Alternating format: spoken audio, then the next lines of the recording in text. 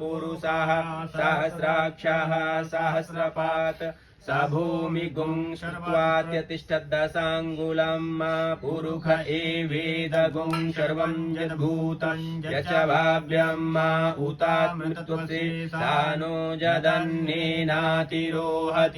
एतावानस्य महिमातो जायास्य पुरुषः पादोष्य विश्वाभूतानि त्रिपादश्यामृतं दिवि त्रिपादूर्ध उदयत् पुरुषः पादोषेह भवत् पुनः ततो विश्वाङ्गग्रामशासनानसने अपि ततो विराड जायत विराजो अधिपुरुषः स जातो अत्यरिचत पश्चात् भूमिमतो पुरः तस्मादज्ञात् सर्वभूतानि संहृतं मृगदा पशुस्तां सक्रे वायव्यानारण्य ग्राम्याश्च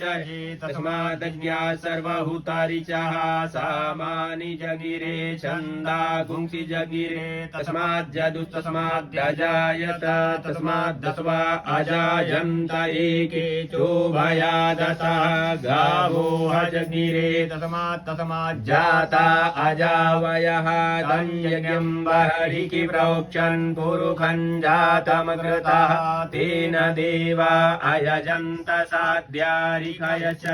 यत्पुरुषं व्यददुः कथिता व्यकल्पयन्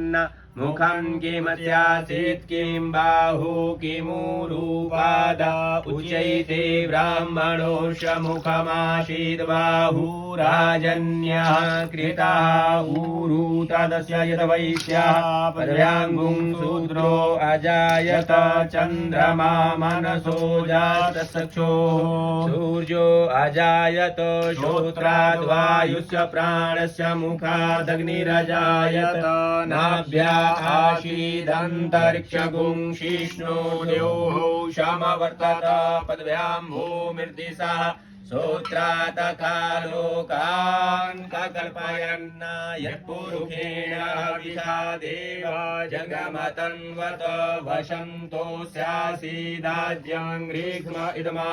शरद्भविः सप्ताशासन् परिधाय स्त्रीः सप्तसमिधाः कृताः देवा यज्ञन्तन्वाना अवदनन् पुरुषं वशुं जग्नेन जगमयजन्त देवास्थानि धर्माणि प्रथमान्यासन् ते अनाकं महिमानः सचन्त यत्र पूर्वे साध्याः सन्ति देवाः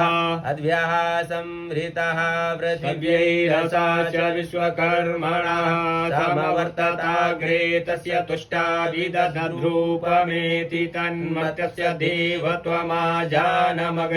वेदाहमेतं पुरुषं महान्तमादित्यवर्णान् तमसः परस्तात् तमेव विदित्वाति मृत्युमेति नान्यः पन्था विदते यनाय प्रजापतिश्चरति गर्भे अन्तर्जायमानो बहुधा विजायते तस्य योनिं परिपश्यन्ति धीरास्तस्मिन् कस्तुर्भुवनानि विश्वाजो देवेभ्य आतपतिजो देवानां पुरोहितः पूर्वोजो देवेभ्यो जातो नमो रुचाय ब्रह्मै रुचं ब्रह्मं जनयन्तो देवा अग्रे तद्ब्रुवन् यस्त्वैवं ब्राह्मणो विद्यात् स देवा असन्वसे श्रीशते लक्ष्मी सपत्न्या बहोरात्रे पार्श्वे नक्षत्राणि रूपमशिनौ व्यातम् ईशान्येषाणां मैकाणां सर्वलोकं मैकाण हरिः ओम्।